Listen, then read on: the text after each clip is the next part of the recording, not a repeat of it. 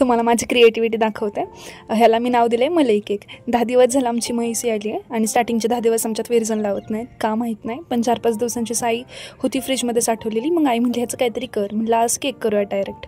मग अशी procedure use केली. बेकिंग पावडर संपलेली त्याच्यामुळे इनो टाकला आणि केक टीन तयार केलं होतं असं. त्यात बॅटर काढून केलेलं.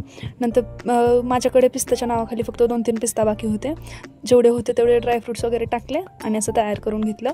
प्रीहीट करायला पातेलं ठेवलं होतं ऑलरेडी. मीठ वापरलेलं. मीठ मी यूज करते म्हणून तसं दिसत होतं. नंतर मी जेवढा राडा घातला होता तेवढा सगळा आवरला आणि टाईमपासच्या नावाखाली म्हटलं एखादा मूवी बघावा. पण त्या मूवीने मला रडवलं भाई. खूप इमोशनल मूवी होता. नंतर केक चेक केला, झाला होता एकदम. त्यात चाकू रोवून बघितल्यावरती समजतं झालं की नाही. स्वच्छ चाकू निघला. असा माझा केक तयार झाला. एकदम स्पंज झाला होता, खूप मऊ झाला होता, छान झाला होता. आणि सकाळीच माझं ऑप्शन करून घेतलं होतं आईने आणि मम्मीने. त्याच्यामुळे म्हटलं केक कट करून टाकायचा. असं छोटंसा बड्डे सेलिब्रेट केला मी माझा. सगळीजण रानात गेलेली होती. आतुरता होती मला केक कसं झाला ते बघण्याची.